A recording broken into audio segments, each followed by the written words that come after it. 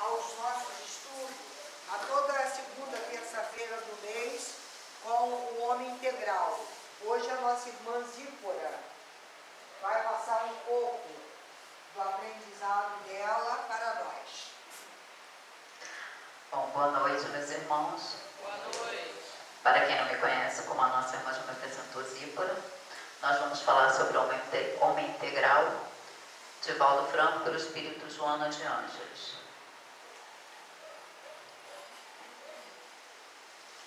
Estamos na terceira parte, a busca da realidade, autodescobrimento, consciência ética, religião e religiosidade. Na verdade, esses três temas acabam se fundindo, já que através do autodescobrimento e da reforma interior, o homem procura adquirir a ética social e, consequentemente, chega à religiosidade.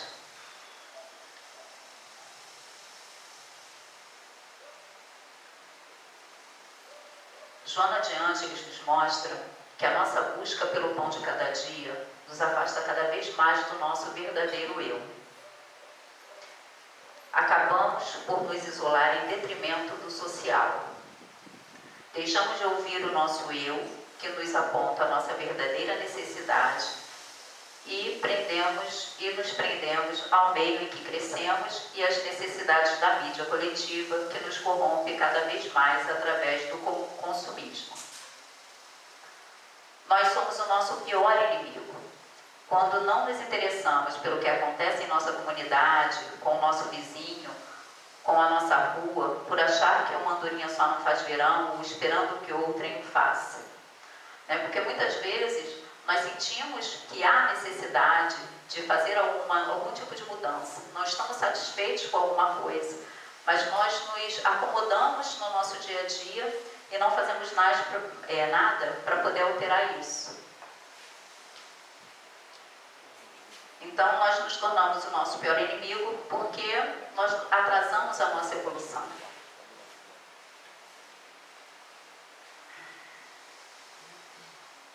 Quando não contribuímos de alguma forma para o melhor funcionamento dessa máquina da qual fazemos parte, é como se usurpássemos tudo isso que ela nos oferece. Mas ao longo da nossa trajetória, a nossa consciência nos desperta para a necessidade de mudança. Sentimos que algo está fora do contexto e precisando de atenção. É uma necessidade visceral pela transformação. Nós sentimos dentro de nós que algo tem que se transformar. Sentimos a necessidade disso. Mas nos acomodamos e deixamos para quando tivermos mais tempo. Achamos que podemos nos doar depois, correr atrás do prejuízo. Nós pensamos assim, hoje eu não quero fazer caridade, mas hoje não dá, agora não está dando. Vai deixando para depois, quando eu me aposentar, que eu vou ter mais tempo, eu faço. Através do autodescobrimento, podemos identificar tudo aquilo que nos agride moralmente. E a reforma íntima nos faz querer agir com amor e respeito pelo próximo. Rever conceitos. Nada é proibido, mas nem tudo nos convém. Nós temos que ver que, às vezes, as facilidades não são boas para o nosso amadurecimento espiritual. Não nos cabe. Às vezes nós gostamos de coisas que não nos acrescentam. Então, nós podemos tudo. Tudo nós podemos experimentar, nós podemos viver, mas nem tudo nos convém, ainda mais em excesso. Nem tudo que queremos nos tem utilidade. O consumismo, as propagandas, na televisão nos mostram coisas que nós queremos. Mas antes de comprar, nós temos que ter o hábito de nos perguntar se aquilo é útil para o nosso dia a dia. Eu conheço pessoas que têm aparelhos em casa, como eu também tenho, que eu comprei, uso, claro, mas assim, eu poderia fazer a mesma coisa de uma forma mais simples, sem precisar.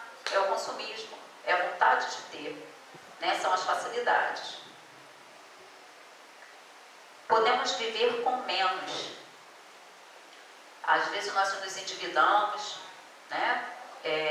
pegamos empréstimo, nos enrolamos para ter coisas que como eu disse, sem necessidade e que nos atravancam, né? Não tem porquê. Unir o útil ao agradável. Nós temos que procurar fazer as coisas que nós gostamos. Porque quando você faz alguma coisa que você gosta, você acaba fazendo com amor, com dedicação, com prazer. E é esse prazer que faz com que nós possamos dar o melhor de nós naquilo que nós fazemos. Muitas vezes as pessoas gostam de uma determinada profissão, mas se dedicam a outra porque o salário é maior, as condições são melhores. E às vezes nós podemos viver com menos, receber menos e fazer uma coisa que nós gostamos. Nos dedicar ao próximo. Porque eu acho que é muito válido você falar assim, poxa, eu tenho uma profissão que eu tenho meu sustento, eu consigo me sustentar, ter o que eu quero, mas eu ajudo o meu próximo, eu me dedico a ele, eu faço com amor. Então isso faz parte do nosso amadurecimento espiritual. Ser colaborador e fazer o que gostamos. Incentivar os filhos pela vocação para que façam sempre o melhor. Quer dizer, existem pais que querem que os filhos vivam a vida que ele não pôde viver. Quer dizer, ter a profissão que ele acha que o filho tem que ter. E muitas vezes não é isso que ele quer. Ele não quer ser um militar, ele não quer ser um advogado, um médico. Ele quer jogar futebol, ele quer ser professor, né? Ele tem também os seus ideais. E então, talvez ele não vá ganhar tanto, mas ele vai se sentir mais feliz, vai se sentir mais inteiro, não vai ter as frustrações, né, que muitas vezes nós temos por não viver do jeito que nós queremos. Nós temos o hábito de viver de acordo com o que a sociedade espera de nós. E não. Joana de Ângeles nos mostra que nós temos que nos conhecer, saber os nossos pontos fortes e os nossos pontos fracos. Usar os nossos pontos fortes em nosso favor e em favor do próximo. E os nossos pontos fracos, nós vamos transformar, nós vamos modificar, substituir por sentimentos melhores. Não sabemos ainda administrar a nossa existência, porque a observamos de forma fragmentária, sob ótica deformada, decorrente dos conflitos que armazenamos em nosso inconsciente. Por quê? Porque nós trazemos uma bagagem. Então, nós não podemos ter acesso a toda essa bagagem. Então, nós vemos o agora. E nós trazemos sentimentos de outras encarnações, que fazem parte também do hoje. E que muitas vezes nos atrapalham e nós não compreendemos. Por quê? Porque nós não conseguimos ver o todo. Nós só conseguimos ver o que nós estamos vivendo aqui. E não entendemos essas insatisfações interiores, essa tristeza, essa necessidade de transformação. Porque nós não sabemos o que deve ser transformado. Mas se nós pararmos para pensar, nós vamos acabar entendendo o porquê e como isso funciona.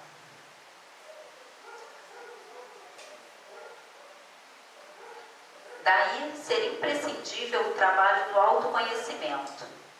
Quando Joana de Ângeles fala em autodescobrimento, ela está nos apontando o verdadeiro motivo de estarmos aqui encarnados, encontrar a felicidade. E como vimos no nosso último encontro, não sei se todos estavam aqui, a felicidade está dentro de nós, faz parte de nós. Por isso, essa necessidade de nos descobrir, nos conhecer, fazer esse raio-x da nossa alma, achar a felicidade dentro de nós. E como fazer isso?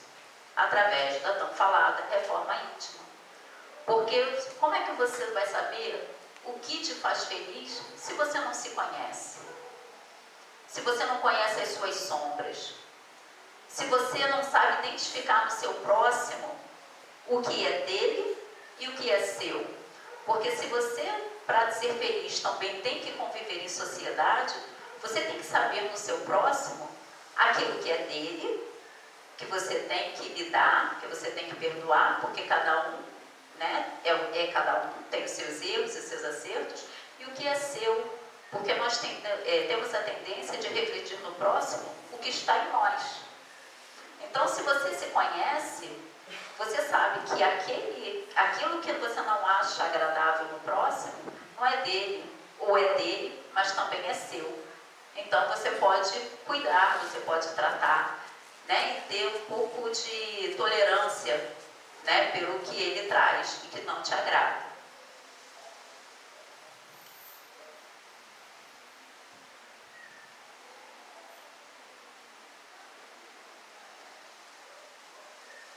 Pois para ser feliz não basta você se conhecer. Você vai ter que aprender a identificar sentimentos e atitudes e substituir tudo aquilo que agrida de alguma forma a sua realidade espiritual pelo que o seu eu espírito sente que é importante para a sua felicidade, para a conquista dessa felicidade. Porque se a felicidade faz parte de você, você já traz ela consigo, né? Porque nós temos Deus em nós. E quando nós ativamos esse Deus que nós temos, nós somos felizes, porque nada nos tira do nosso plano, nada nos aborrece. Né? Nós somos um lago, vamos dizer assim.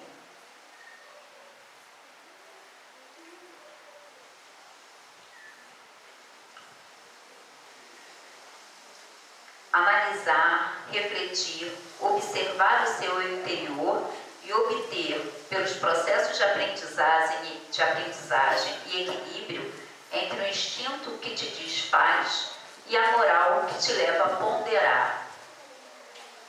O instinto que você traz das outras encarnações e de si mesmo, e o seu eu espiritual que te diz, olha só, você quer fazer isso, mas isso aí não é muito bom, você pode prejudicar alguém, você pode se prejudicar. Então você aprende a utilizar o meio termo, o equilíbrio.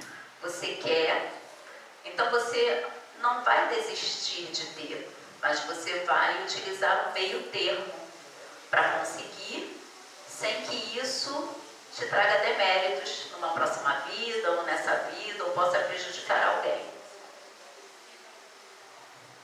Equilíbrio adquirido através do despertamento gradual, lento, individual, que se processa pelas variadas vivências reencarnatórias e a partir do impulso do sofrimento, bem analisado, observado, sem revolta, autojustificativa, autopena, que Joana de Ângeles chama de vitimismo. Porque todos nós passamos por dificuldades, mas a forma como nós recebemos essa dificuldade é que faz toda a diferença. Porque se você passa por essa dificuldade feliz, com outras pessoas, se dedicando, ou tentando ajudar, ou recebendo da melhor forma, né, com a esperança e a fé de que aquele é um momento e que vai passar, você passa, você não sente que você está passando por aquilo. Porque você não pode se isolar. Você tem que viver em sociedade. Viver em sociedade é dividir tudo. Não é que você vai viver chorando, ou você chegar para um amigo, eu estou passando pelo problema, vou chegar para outro, porque todo mundo vai se afastar. Mas você buscar nesses amigos a felicidade, o equilíbrio. Você falar de outras coisas. Poxa, vamos sair, vamos ver outra coisa, eu posso ir na sua casa, vamos almoçar, você vem na minha. Para dividir essa energia salutar. Porque se você está triste, nada melhor do que receber os amigos em casa ou visitar amigos que também precisam para que haja um equilíbrio nisso. Depressões, distúrbios mentais de variadas etiologias, com repercussão no corpo físico, são resultantes da insatisfação, revolta interior por não aceitarmos os problemas imprevistos que são necessários em nossas vidas, nas várias etapas reencarnatórias, e que constituem obstáculos para o nosso bem geral, se não os aceitamos e compreendermos com a visão do homem integral que nos mostra que são imprescindíveis para a nossa aprendizagem de ser integral. Então, se nós temos a imaturidade psicológica, né, porque causada pela insegurança, ansiedade, pelo medo, que causa rigidez, a solidão, excessos, né, externos e a fuga, trazendo a fobia, o homem aparência, a perda da identidade, raiva, ódio, desequilíbrio, que trazem as doenças mentais, espirituais e físicas, que podem trazer a loucura e o suicídio.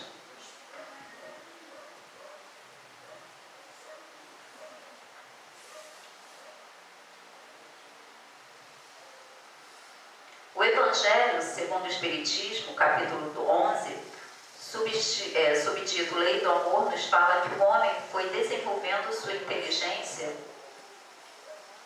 paulatinamente, instinto, sensações e sentimentos que foram se apresentando brutos, como até hoje, dependendo do grau evolutivo de cada um. Porque todos nós temos graus evolutivos diferentes. O que eu tenho coragem de fazer, outras pessoas não têm e vice-versa. Porque quando você não tem coragem de matar um irmão, é porque você já passou por essa situação. E hoje você sabe que não lhe cabe mais. Se você não rouba, ou se você já tem a caridade, pode visitar um doente, pode fazer uma oração. Então, todos nós estamos num determinado ponto. Através do autoconhecimento, já vamos conseguindo observar o outro com o discernimento, boa vontade, respeito e interesse ensinado por Jesus em seu capítulo máximo, amai a Deus sobre todas as coisas e ao próximo como a si mesmo. Vamos, a partir da visão do homem integral, compreendendo o outro, porque começamos a aprender a compreender a nós mesmos, em nossos erros e desacertos. Então, se você começa a se conhecer, se você começa a viver em sociedade, a fazer um pouco que você pode, porque as pessoas muitas vezes falam assim, eu não vou fazer porque só eu não vai dar resultado. E a partir do momento que você olha para a sua casa, varre a entrada da sua casa, se você se reúne com seus vizinhos e fala, poxa, a rua está precisando de melhorar a aparência, vamos cuidar cada um da frente da sua casa, vamos melhorar, vamos chamar, ver na prefeitura o que nós podemos fazer em matéria de calçamento, vamos conversar com o nosso vizinho para não colocar o carro na calçada, porque ali é para transeunte e muitas vezes atrapalha, a pessoa tem que passar na rua, uma pessoa doente, um cadeirante, né? Tudo isso melhora. E através dessa transformação, nós passamos a transformar o nosso próximo, que está do nosso lado. Então ele também passa a se transformar e fazer a reforma íntima. E se nós pudermos modificar 10 das pessoas que estão em convivência conosco, esses 10 também vão modificar mais 10. Porque nós modificamos não é através de palavras, é através de exemplos. Então, se você começa a ver, começa a movimentar, isso cria um movimento geral. E isso vai se ampliando e quando você vê, você já perdeu a conta de quantas pessoas também estão fazendo isso. Eu hoje, conversando com a minha comadre sobre o trabalho, ela falou assim, essa mesma coisa que eu estou falando. Ela, poxa, eu não faço mais porque é uma andorinha, mas se, poxa, eu vejo alguma pessoa jogar papel no chão, eu vou lá e tiro. Eu falei, é o começo, porque se a pessoa que jogou o papel no chão viu que você se incomodou e tirou, ela não vai jogar mais. E outras pessoas que também viram o seu ato, também vão se preocupar e de repente façam a mesma coisa. E nós vamos ter uma cidade cada vez mais limpa e mais prazerosa de se viver.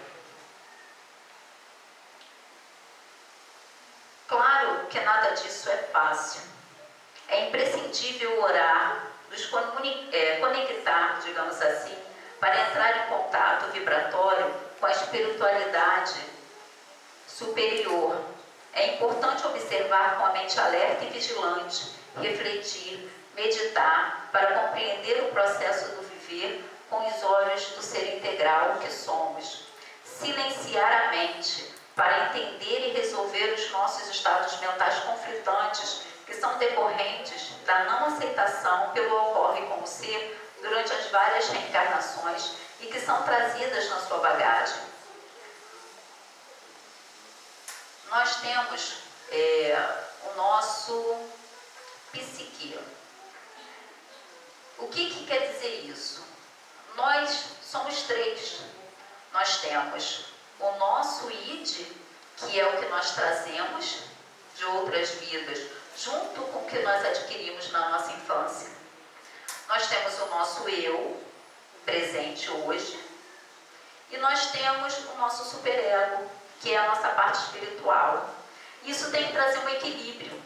Nós temos que aprender a lidar com os três, fazer com que eles trabalhem juntos.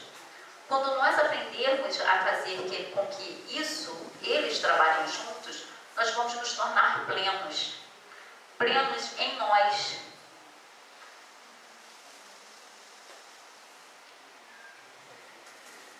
O que Joana de Ângeles nos diz é que todos os nossos conflitos são decorrentes ainda da nossa incapacidade de sentirmos a nossa essência espiritual em plenitude. Face à nossa visão ainda deformada, voltada para o material e para as sensações de nossa constituição animal. São todos sentimentos que se alojaram em nosso inconsciente e que necessitam de serem trabalhados no consciente. O amor próprio e o perdão são essenciais. Disciplina e força de vontade para não recair nos mesmos vícios do dia a dia. Porque nós fazemos um planejamento. Amanhã eu vou transformar o meu dia, eu vou começar com uma oração, vou meditar, vou à igreja, vou visitar um amigo. Você se programa. Quando chega no dia seguinte, nada daquilo é feito por algum motivo. Então você tem que ter força de vontade, você tem que ter firmeza de caráter para conseguir fazer essas alterações, essas mudanças. Que, na verdade, elas são feitas lentamente, mas aos poucos, conforme você vai insistindo, ela se torna firme. Você consegue sentir que você mudou. Né? Geralmente, um mês, você dentro de fazendo aquela mesma rotina, você consegue incluir ela na sua vida.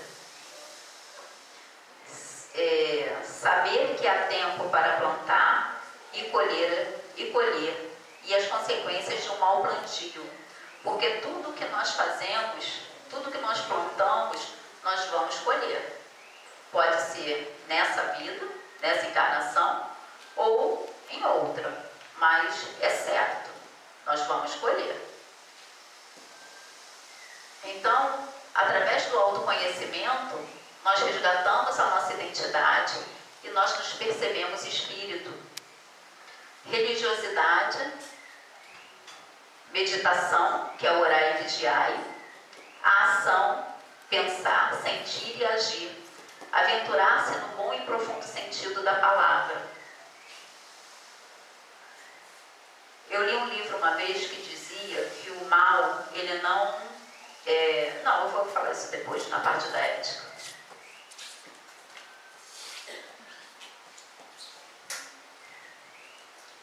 Consciência ética.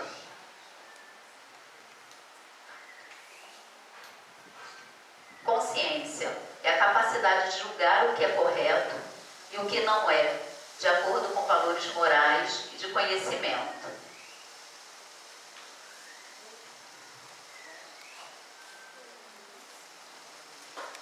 Bom, a partir daí, uma coisa puxa a outra. E teremos redescoberto também a nossa consciência ética e moral, que estão intimamente ligadas. A questão é se temos bem definidas as funções dessas três palavras em nossas vidas. Repetindo aqui, consciência, que é a capacidade de julgar o que é correto e o que não é, de acordo com valores morais e de conhecimento. Ética, que é o conjunto de princípios, normas e regras que devem ser seguidos para que se estabeleça um comportamento moral exemplar. E a moral, que é o conjunto de regras de conduta inerente ao espírito humano, aplicáveis de modo absoluto para qualquer tempo ou lugar, ou a grupo ou pessoa determinada, proveniente dos estudos filosóficos sobre a moral, conjunto de regras e princípio de decência que orientam a conduta dos indivíduos de um grupo social ou sociedade.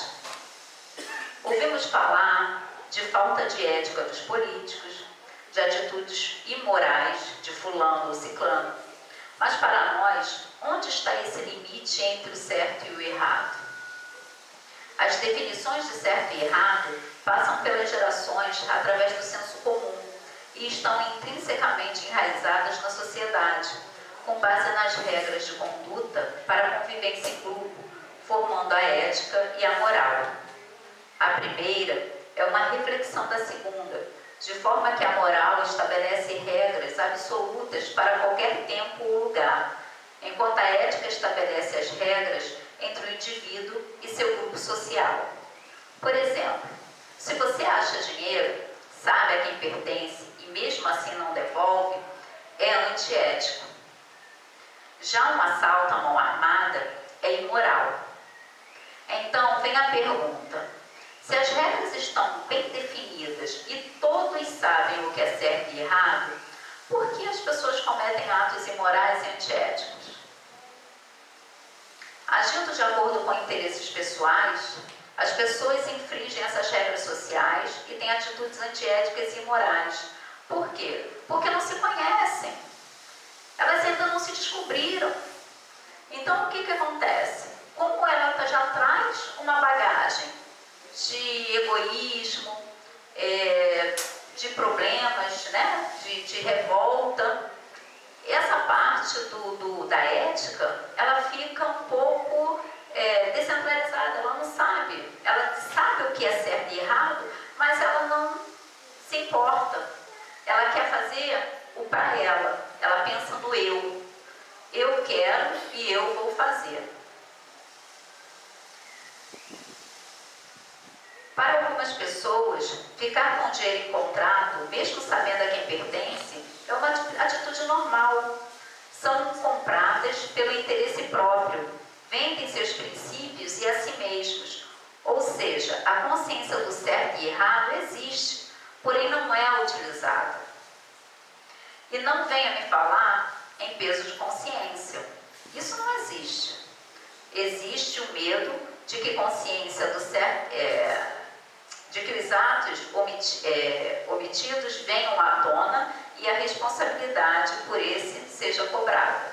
Então, hoje, muitas pessoas fazem o certo não porque elas são eticamente, né, elas são éticas. Elas fazem porque têm medo de que aquilo que ela fez de errado possa vir à tona, que as pessoas venham a descobrir e que elas sejam cobradas por isso.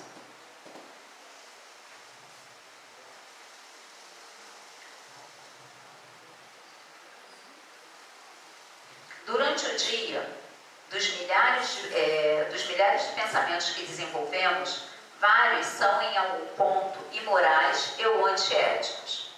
A consciência tem o papel de ponderação entre colocá-los ou não em prática. E ao praticar esses atos, nós também estamos colaborando com um mundo mais corrupto. Estamos deturpando os valores empenhados em nós. E quem já não usou de conhecimento em benefício próprio?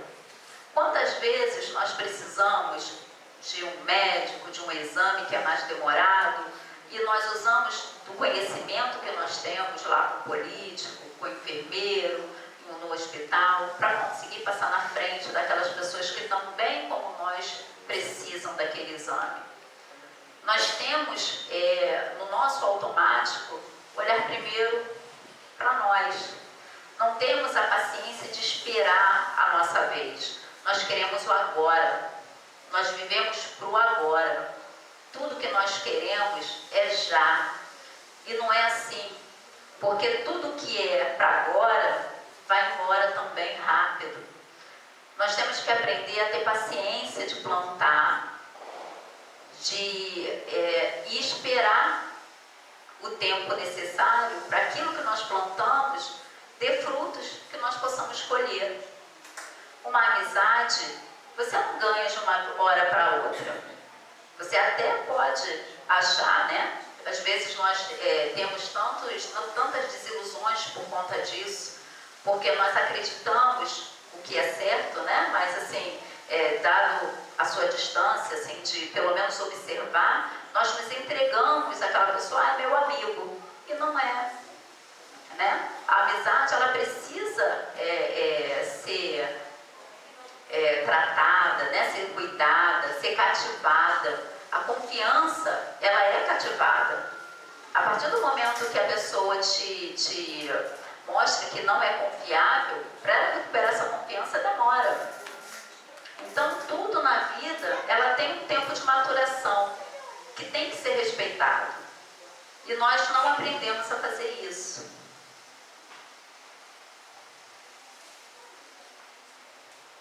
A falta de amor e de interesse pelo próximo nos faz cometer esses atos, pois se não amamos e nos interessamos, como respeitar o próximo? Não há empatia. Se você ama, não vai prejudicar. Voltamos ao amar a Deus sobre todas as coisas e ao próximo como a ti mesmo. Olha como se repete. Uma coisa puxa a outra. Porque quando você aprende a se amar, você levando em conta essa máxima de Cristo, que é o amar a Deus sobre todas as coisas e o próximo como a ti mesmo, você também não vai fazer ao seu próximo aquilo que você não quer que façam com você. Então, se você está numa fila, você não quer que ninguém passe à sua frente, porque você também tem o seu tempo. Então, você também não vai fazer com os outros. É lógico que há exceções, que você, numa gentileza, uma pessoa doente, com criança no colo, né, que converse com você, por favor, eu tenho ali, estou com pressa, estou no meu horário de trabalho, você vai ser gentil e vai deixar. Mas, normalmente, você vai querer que a pessoa espere como você está esperando ali. Então, isso é respeito. É você poder sentar, de repente, no ônibus e ouvir um desabafo com o irmão que quer fazer. Mas como ele não tem, de repente, uma pessoa estranha vai ouvir melhor, ele se sente mais liberto, mais livre para poder falar. Então, você vai sentar e ele vai falar e você vai ouvir. Isso também faz parte do respeito. Né? Quando você não atrapalha, no caso cadeirante, quando você não coloca o carro ali na calçada, material de construção. Eu às vezes venho de casa aqui na fé e, nossa, eu venho quase o tempo todo pela rua. Isso é falta de respeito com uma pessoa de idade que não pode ficar ali, com uma criança. A calçada é para todos, não é só para o carro, não é para o material. Então, nós temos que aprender a nos conhecer, a nos respeitar, a nos amar, porque isso depois vai refletir nos outros. Sem o autoconhecimento, ficamos presos aos nossos conflitos e perdemos a capacidade de discernir entre o certo ou o errado. Ou seja, a nossa consciência fica comprometida. O egoísmo adquirido pelo egocentrismo da infância agregados à nossa bagagem nos colocam em conflitos atormentadores. Se o mundo é nosso, por que dividir? Esquecemos que estamos todos aqui pelo mesmo motivo comum. Aqui eu coloquei umas figuras mostrando no nosso dia a dia, né, como nós somos antiéticos, né? Que é ele tentando subornar o policial porque estacionou no lugar errado, o roubo de energia, né? Que é o gatinho, ali a compra de DVD, né? Aqui ele bebendo enquanto está ao volante, ali o roubo da televisão a cabo, e ele ainda reclama que os políticos, né? Enfim. Joana nos mostra que a consciência ética nos traz a verdadeira liberdade, pois, se a temos, podemos viver na certeza da retidão de nossos atos. Não vamos adquirir débitos e nos livramos de nossos cobradores do pretérito, que também podem aprender com as nossas atitudes de transformação.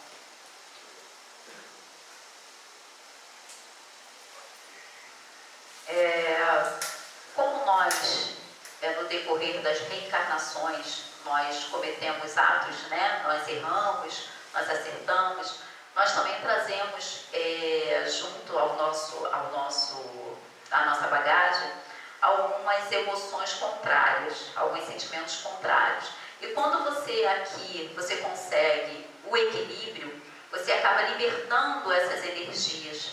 Elas não ficam mais com você, elas também aprendem. E também têm a liberdade de seguir o seu caminho. Porque quando você tem confiança naquilo que você está fazendo, que é certo, você não precisa se vigiar o tempo inteiro. Então, você tem liberdade no seu agir. Você se sente livre para estar em qualquer lugar, para ser você. Porque o seu eu já não agride mais o seu próximo. Porque nós temos sempre que lembrar que o nosso direito, ele termina aonde começa o do outro.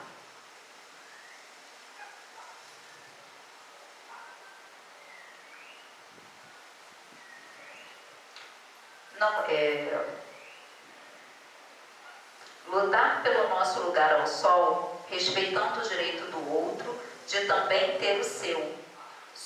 Sermos colaboradores e não competidores, porque aqui nós estamos vivendo em comunidade, em sociedade, para que um ajude o outro, porque ninguém é feliz sozinho. Nós somos individuais, mas também somos sociais. Então, para que um seja feliz, todos têm que ser felizes também.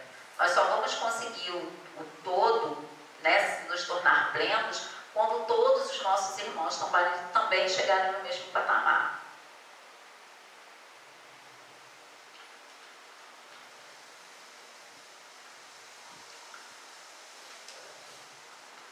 Então, respeitarmos as diferenças.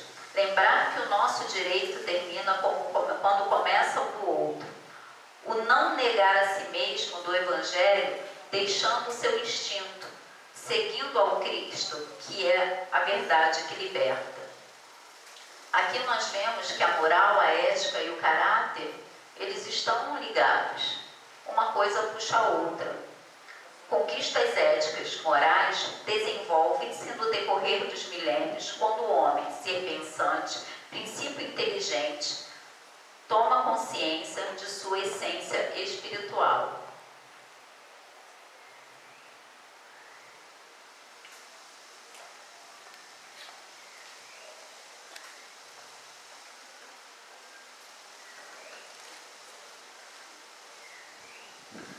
Religião e religiosidade são termos que dividem opiniões e que também confundem a cabeça de muitas pessoas, principalmente as dos próprios religiosos. Mas, verdadeiramente, qual a diferença entre esses dois termos? Religião é um termo de origem latina que significa religação com o divino. São diversas religiões espalhadas pelo mundo, onde cada indivíduo tem, por livre e espontânea vontade, escolher qual deseja seguir. Por exemplo, o cristianismo, islamismo, budismo, hinduísmo, entre outros. Desde o princípio do mundo, o homem buscou acreditar que, além dele, existe uma forma suprema capaz de mudar, ajudar e até mesmo transformá-lo em um ser melhor. E para a maior parte da população mundial, esse ser supremo se chama Deus.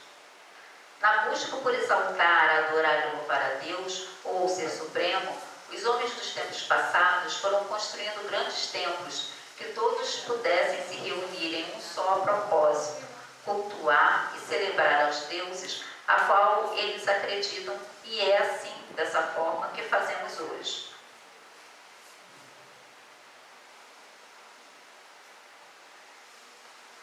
Religião é uma fé, uma devoção a tudo que é considerado sagrado. É um culto que aproxima o homem das entidades a quem são atribuídas poderes sobrenaturais. É uma crença em que as pessoas buscam a satisfação nas práticas religiosas ou na fé para superar o sofrimento e alcançar a felicidade. O religamento do homem com Deus. Porque Deus, na verdade, Ele está dentro de nós. Nós somos a Igreja de Deus. E quando nós nos descobrimos, quando nós fazemos essa reforma, nós descobrimos isso. É claro que as pessoas precisam das igrejas, elas se dirigem às igrejas para que a luz que elas trazem se una às outras luzes presentes e elas alcancem, né? O céu, vamos dizer assim, alcancem a Deus com mais intensidade, que possa também alcançar outras pessoas com mais intensidade. Porque aqui nós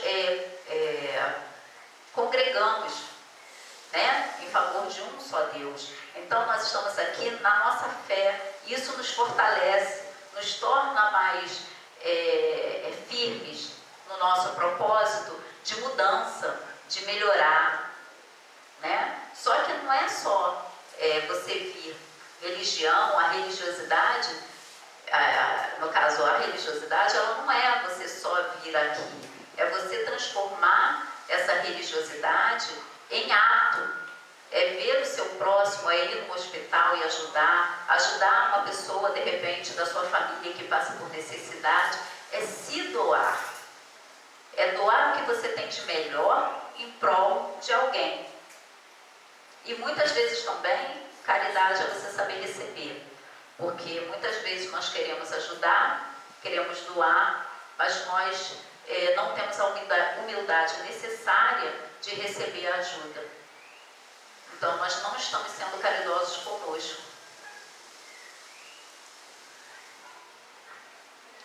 A religiosidade é uma qualidade do indivíduo que é caracterizada pela disposição ou tendência do mesmo para perseguir a sua própria religião ou a integrar-se às coisas sagradas.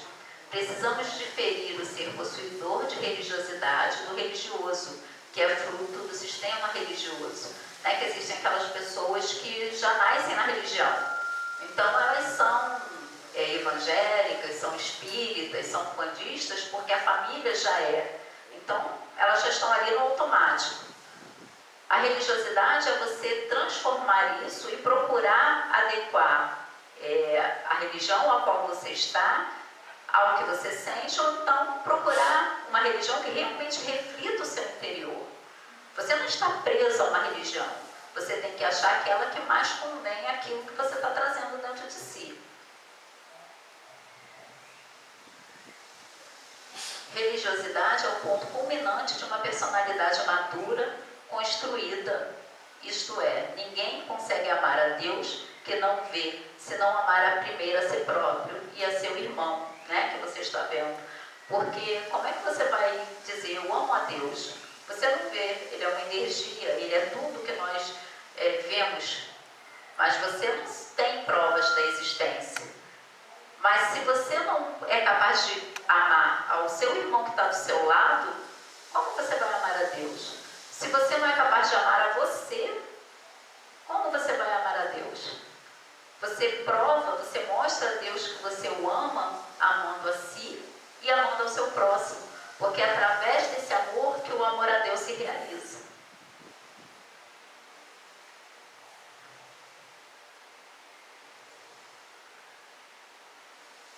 Não acabou não, gente. Vai entrando ali.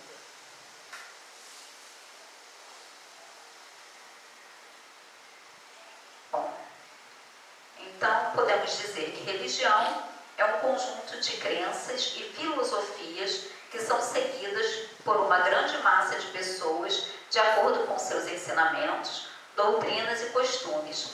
Além da religião, também existe a religiosidade, que para muitos nada mais é que ter a qualidade de ser religioso, ou seja, de ter religião.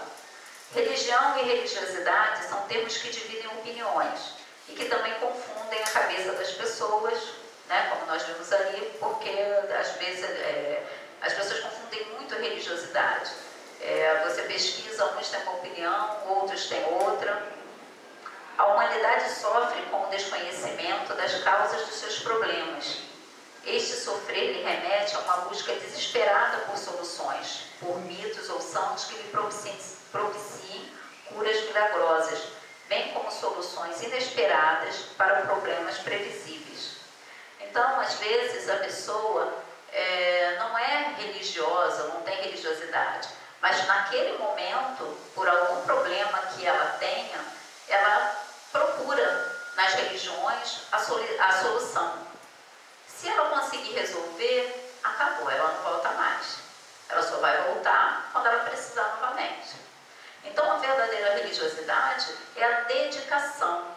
Não é porque, é lógico que nós chegamos à religião pela dor. Muitos poucos vêm pelo amor, né? Mas quando você acha que você faz esse autodescobrimento, essa reforma, e você se transforma, você se dedica realmente à religião, aquilo que você acredita, aquilo que você tem fé, aquilo que está te transformando, te melhorando, porque você só sabe se a religião é boa quando isso te transforma e as pessoas observam isso. Não é que você vai se preocupar porque pensa a seu respeito, não. Mas quando alguém chega e fala para você, poxa, você mudou, você está mais calmo, mais tranquilo, nós olhamos para você e você está mais feliz, você sorri com mais facilidade, isso é bom. E isso é bom também para o lugar que você frequenta, porque as pessoas vão ver que aquele lugar traz felicidade, traz prosperidade. A sua vida prospera, evolui, você brilha. Eu já ouvi muitas vezes assim, porque as pessoas colocam que o evangélico, ele é tranquilo. Então, as pessoas falam assim, poxa, eu pensei que você fosse evangélica. Eu falei, não, eu sou um budista, eu sou espírita, né? Então, mas todas as religiões boas, elas te melhoram. Quando você consegue melhorar, é porque está certo, você está no lugar certo. Agora, se você está num lugar que você não está satisfeito, então você tem que rever, né? Se é realmente aquele lugar, ou se de repente é você que não está se adequando, e fazer uma reflexão e procurar de repente um outro lugar. No santuário sagrado de cada um de nós, existe um verdadeiro completo, existe um eu verdadeiro, completo, pleno em amor, onde habita o divino. É a faísca cósmica que traz consigo a memória da plenitude do qual fomos gerados. Ela é capaz de se expandir e proteger-nos. A luz que não se apaga e que habita na alma e chega intensa em atos de amor. Nós temos a centelha divina no nosso coração. E quando nós nos ligamos a ela, ela nos protege de qualquer mal que possa vir de encontro a nós. Ela consegue proteger alguém que nós amamos, alguém que nós queremos bem. Então, quando você desenvolve esse amor, você se torna pleno, você se ilumina, e essa luz expande e protege a todos que estão à sua volta. Sintonizamos com ela pela fé, canal que nos liga a Deus, que habita em cada um. O Supremo, onipotente e onipresente, que em sua bondade e misericórdia alimenta o bem que há em nós e pela caridade ao nosso próximo se multiplica. A empatia nos encoraja a viver, deixando para trás a mala das ilusões e compartilhando pedaços de confiança, esperança de vida, progredindo lado a lado com os nossos irmãos e assim naturalmente, sem pretensões, fazermos parte desse grupo. A gratidão pela irmã natureza, a religação com o Cristo, mestre que germinou em terra fértil essa semente de amor. Porque quando até agora, né, nós falamos de amor ao próximo, mas nós também temos que ter amor à natureza. Esse planeta, ele está aqui para que nós possamos viver e desenvolver as nossas habilidades internas, porque muitas coisas nós temos dentro de nós e nós não sabemos. Nós não sabemos realmente tudo o que é de bom dentro de nós, que nós podemos usar e compartilhar com o nosso próximo. Então, você tem que também cuidar desse lugar. Você tem que cuidar do seu corpo, onde habita o espírito, né? Que precisa dele para poder cumprir o que ele veio fazer aqui. Então, quando você cuida cuida da sua saúde, quando você cuida do seu planeta, quando você cuida das coisas que você precisa para estar aqui, você também está dizendo, eu me amo. Você também está dizendo que você ama o seu próximo. Você também está dizendo que você ama a Deus. E isso tudo é uma transformação, é uma reforma. Religiosidade é não negar a dualidade e fazer da ausência a presença do Deus vivo em você. Porque nós, todos nós, temos o positivo e temos o negativo. Então, quando você diz, eu sou boa, mas você não coloca essa bondade em ação, não adianta. Não adianta você falar, eu sou bom, eu não prejudico ninguém. Você não é bom, você é neutro. Você muito mal não prejudica. Para ser bom, você tem que colocar essa bondade em ação. A bondade é inerente a nós. É uma condição para que nós estejamos aqui. Então, para realmente dizer, eu sou bom, nós temos que colocar essa bondade em ação. Nós temos que trabalhar isso. A religiosidade traz a vida, a vontade e a certeza de que temos este dia. Não quanto à pretensão. Basta este instante para curar as chagas do corpo, libertar a alma para viver em comunhão e plenitude com o todo, à nossa volta e em 3D. Porque nós temos que parar de pensar no amanhã. O amanhã não existe. O amanhã, ele é o hoje, quando nós acordamos, né, pela manhã. Então, não existe. Nós temos que viver o hoje, o agora, o presente. Não deixe para fazer amanhã o que você pode fazer hoje. Se você pode ajudar alguém hoje, não deixe para fazer isso amanhã. Esse amanhã pode não chegar para ele ou para você. Hoje nós estamos aqui, amanhã, até o nosso sentimento, mesmo que nós estejamos, não vou falar em morte, mas quando nós nos encontramos hoje, nós somos uma pessoa. Da próxima vez que isso acontecer, nós seremos outras. Por quê? Porque muitas coisas acontecem nesse decorrer. Então hoje eu estou no humor, amanhã aconteceu, depois vai acontecer outras coisas e eu já mudei, eu já não sou mais a mesma pessoa. Então nós temos que observar isso, nós temos que fazer tudo hoje, é para já, é agora. É uma disposição que temos para praticar o verdadeiro sentido de uma religião. Palavra esta que nos liga ao alto, ao amor incondicional que o nosso Criador tem por nós. E resumindo, é praticar, ter a atitude de viver e aplicar o amor a tudo e a todos. Religiosidade é o ponto culminante de uma personalidade madura, como eu já coloquei ali, construída. Isso é, ninguém consegue amar a Deus que não vê, se não amar primeiro a si e a seu irmão que vê. Carta de São João, por J. Antônio Marini. Bom, antes de encerrar, alguém tem alguma pergunta? Esse foi o trabalho de hoje.